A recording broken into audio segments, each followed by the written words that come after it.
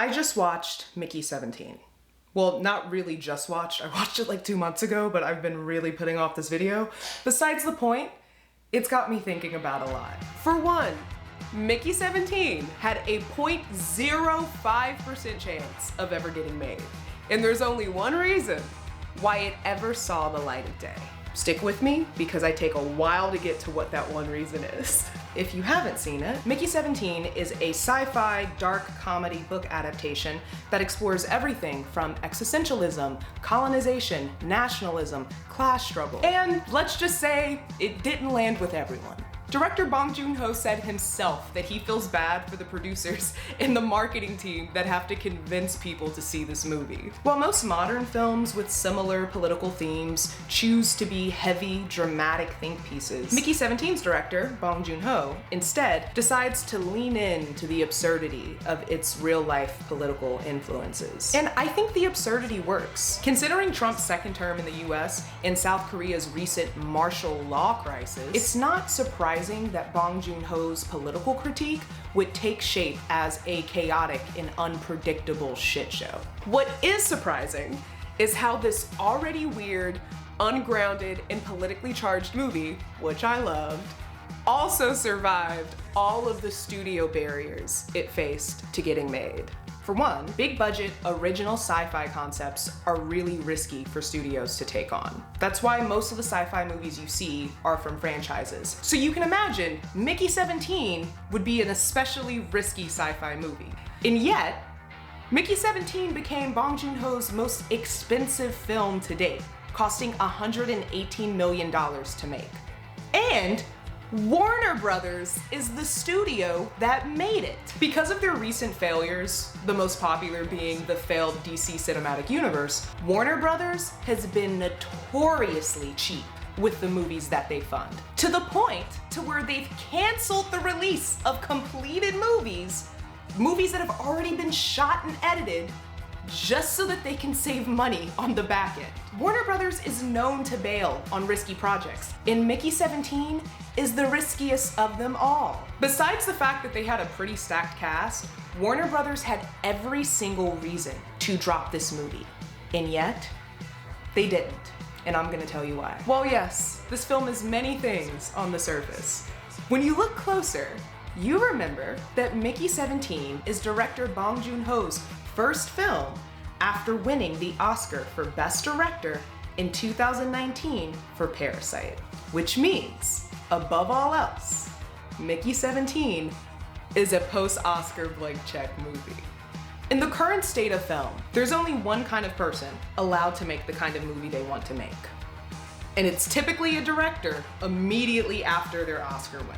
After years of forcing film by committee, where directors are just given the rules and told to execute, there's a shift in power where everyone wants to know what a Best Director winner is going to do next and how much they need to get it made.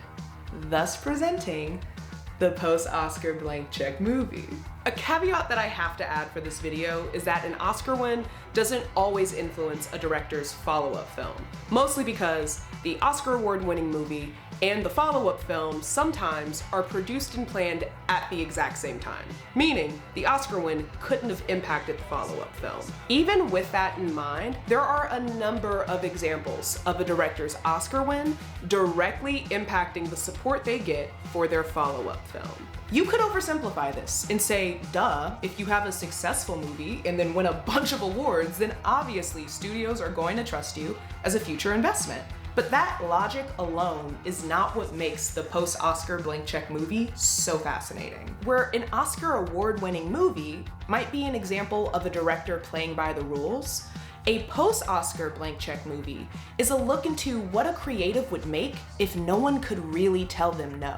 And like most stories that begin with unchecked power, these movies don't always turn out well. The story behind a post-Oscar blank check movie and how it was made is almost always a story of excess. The result of what happens when Hollywood's massive wealth and their greed for more meets the unpredictable nature of a director who's challenged to prove themselves yet again. Sometimes directors completely defy the odds and miraculously recreate the success that won them an Oscar to begin with. Even before his Oscar win for Titanic in 1997, James Cameron was already effectively a blank check director.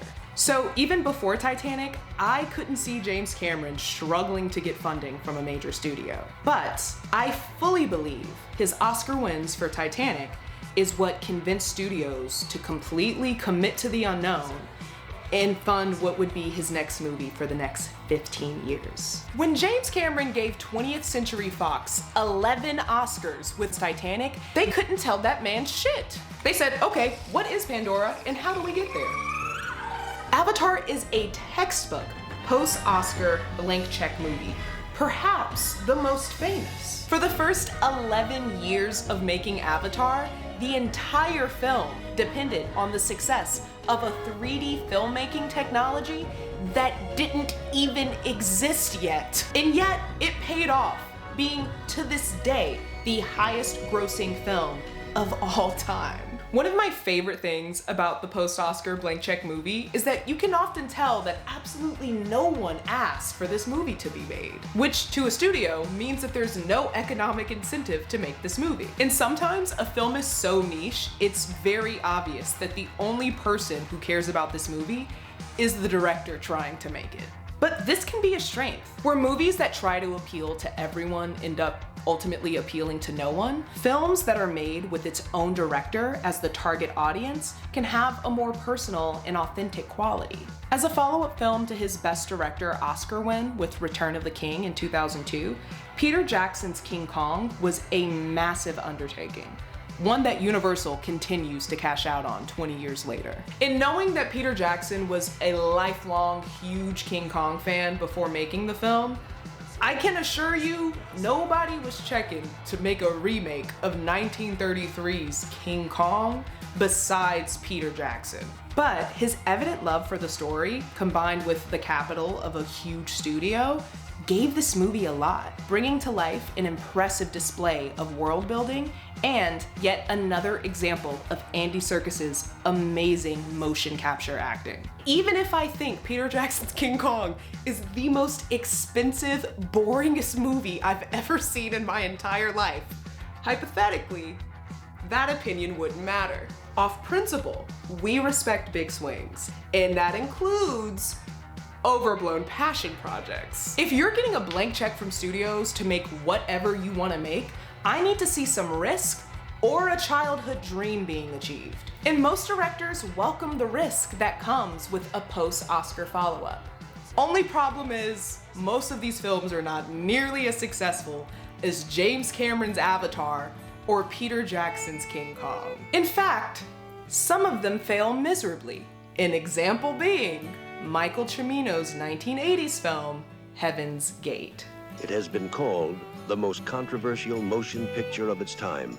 It is the most talked about and written about film of the decade. The main thing you need to know about Michael Cimino's Heaven's Gate, which is one of his requests that the film be called Michael Cimino's Heaven's Gate, is that Michael Cimino made a film so destructive, it got Willem Dafoe fired, and it literally killed the production company that made the movie.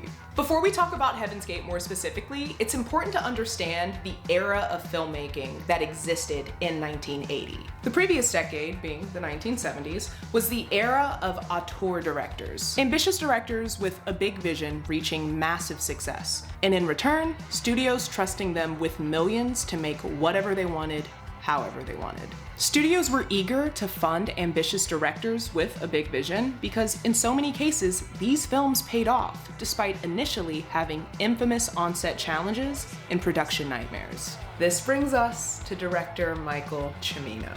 After winning 5 Oscars with his film The Deer Hunter in 1978, Cimino was primed as the next Golden Child director headed into the 1980s.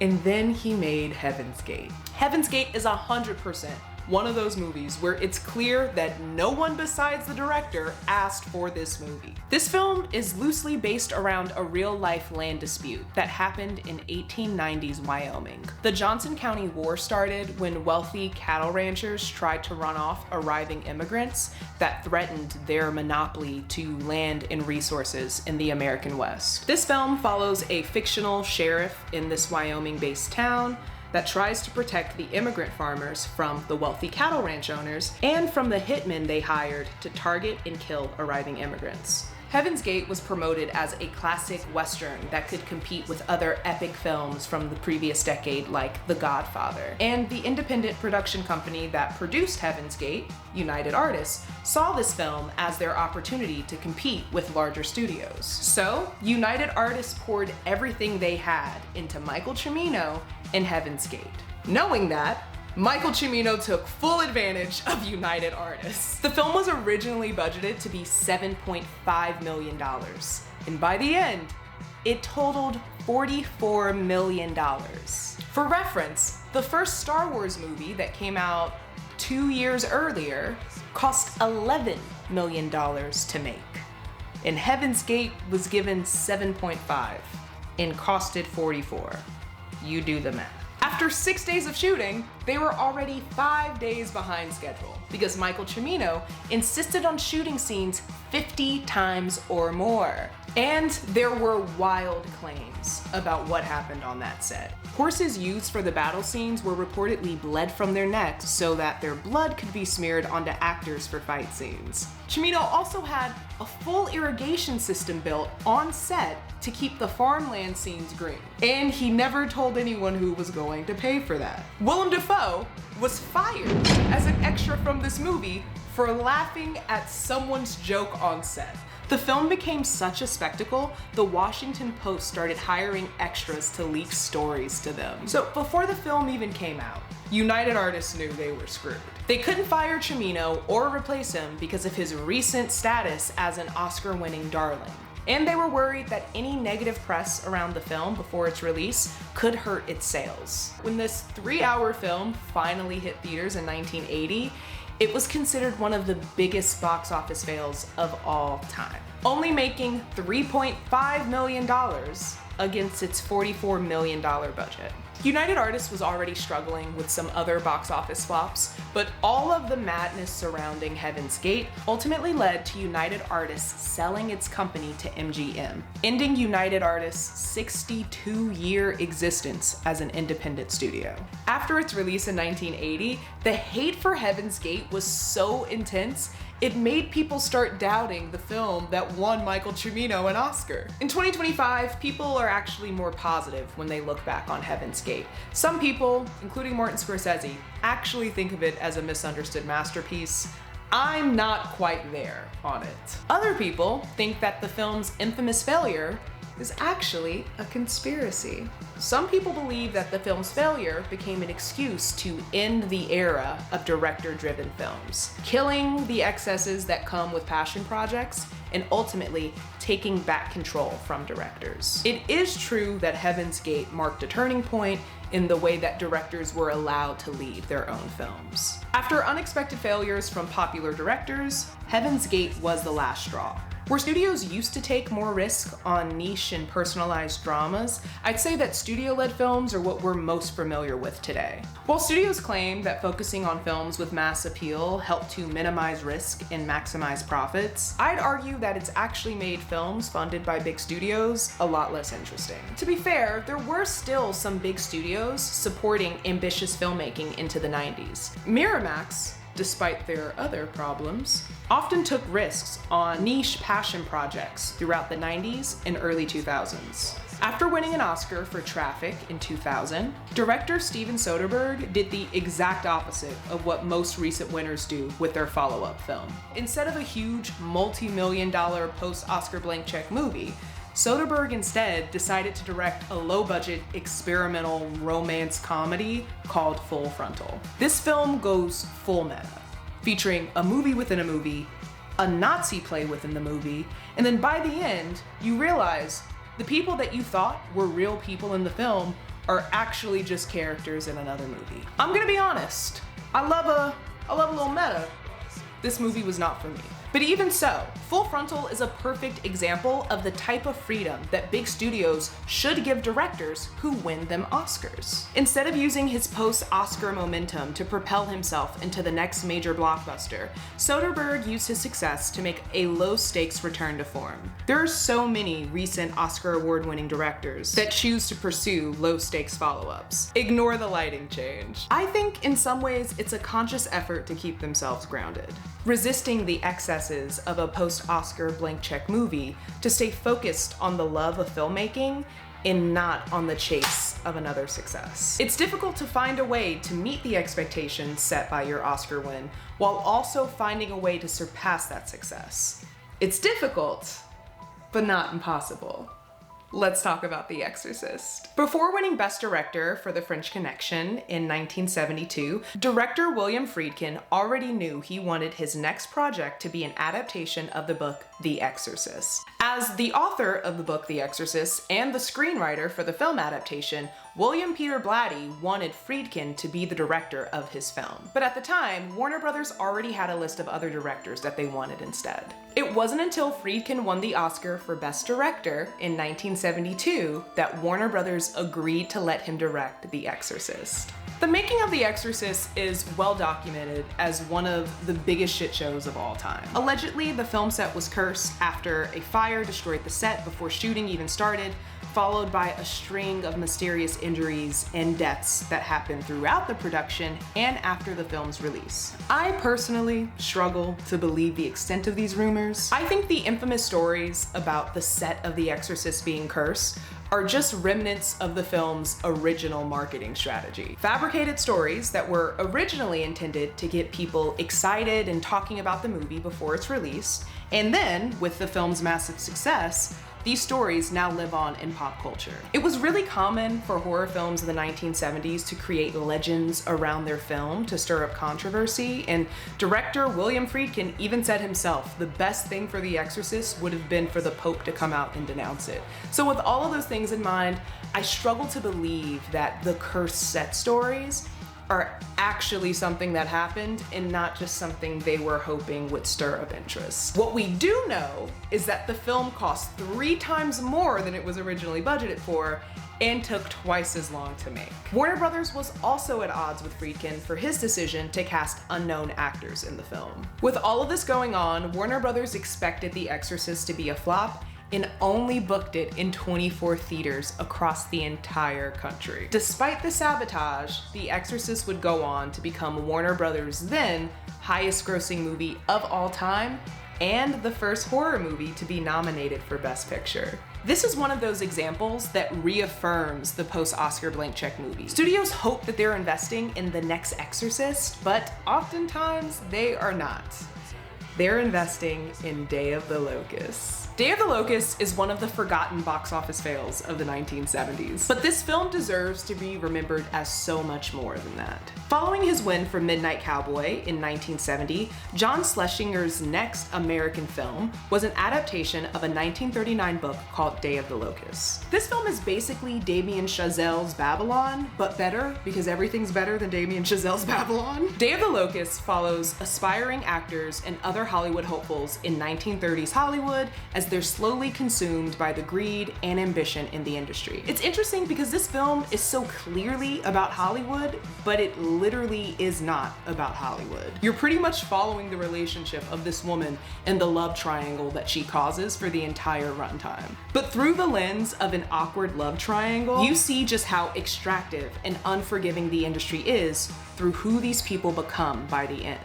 Schlesinger knew this film was going to be controversial, calling it, in his own words, an extraordinary film, which by no means was going to be popular. There's not a lot out there about this film, but from what I understand, it is a textbook post-Oscar blank check movie. After winning for Midnight Cowboy in 1970, Paramount signed on to fund Day of the Locust and believed in it so much they used funds from the success of The Godfather to fund the movie. Paramount's confidence in funding this movie was solely based on Schlesinger's recent Oscar win and the fundamental belief that Hollywood loves movies about itself, so it was impossible to fail. And they weren't wrong. Hollywood totally loves movies about itself, and that's still true till this day.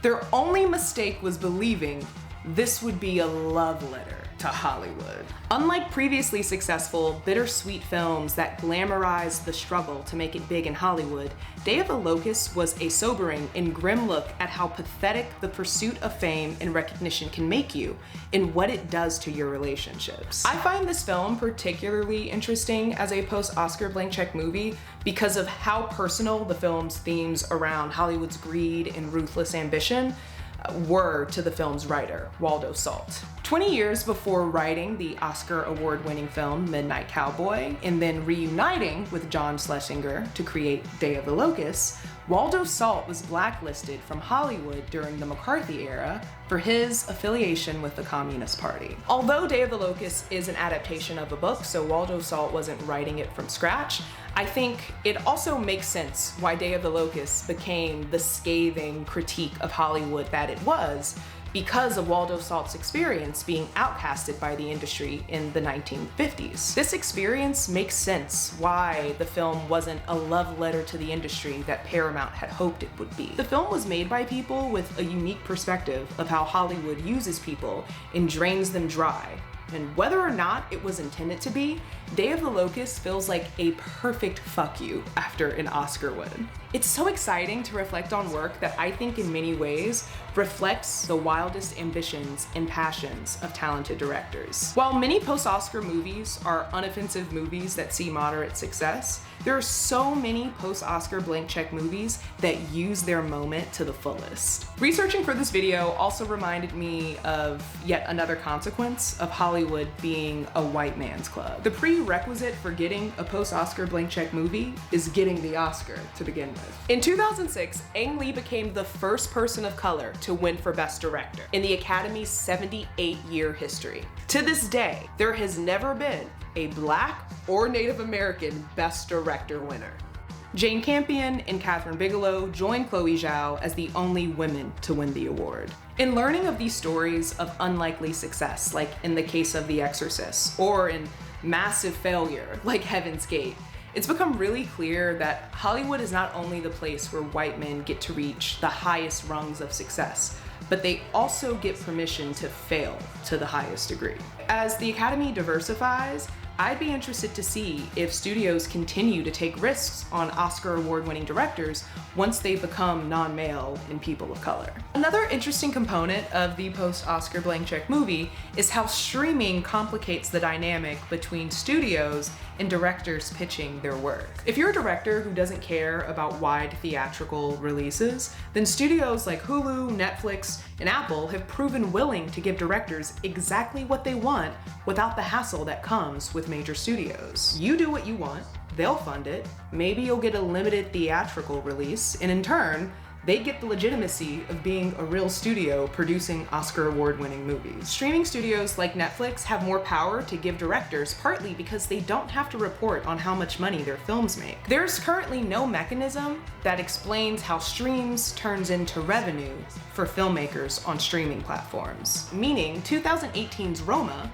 the first Oscar award-winning film produced by a streaming studio, is one of the first Oscar movies that doesn't have a clear amount grossed. It didn't have a traditional release in theaters because it was on Netflix, so you can't rely on box office sales and ticket sales. This means streaming studios never have to deal with the public shame of a box office failure if they never disclose it. As a private company with no disclosure of how they measure streams into dollars, they get to take risks on films and choose to share their wins publicly or hide their failures in ambiguity. While bankruptcy is a legitimate issue, whether or not you choose to share that your films are failing, this kind of freedom to hide failures uniquely positions streaming studios to be able to take big risks with recent Oscar-winning directors who want to take a big swing and make a risky project following their Oscar win. Meaning, I'd anticipate that we'll see more Oscar award-winning directors going to streaming studios like Netflix, Hulu, and Apple following their Oscar wins before they run to Universal, Paramount, or Warner Brothers. There's so much to talk about when thinking about the ambitious follow-up film to a recent Oscar-winning director. I'm excited to see what our most recent Oscar award-winning directors do with their leverage while it lasts. Christopher Nolan's win for Oppenheimer secured him the blankest check of all time to make The Odyssey releasing in 2026, and I will make bets now that Christopher Nolan's Odyssey will not release on time in 2026, and it will cost well over its $250 million budget. I think our most recent Best Director winner, Sean Baker, is certain to do something interesting following his Oscar win. While I actually hated Anora, 2017's The Florida Project has left a lasting impact on me. In knowing Sean Baker's love for indie film, I don't see him being eager to make a massive, big budget follow-up to Anora. But then again, the limelight is bright. If I've learned anything from post-Oscar blank check movies, is that it's easy to be seduced by a blank check. Only time will tell how Sean Baker and other recent Best Director winners will handle their newfound power. And with great power comes great responsibility. I didn't write an outro for this video.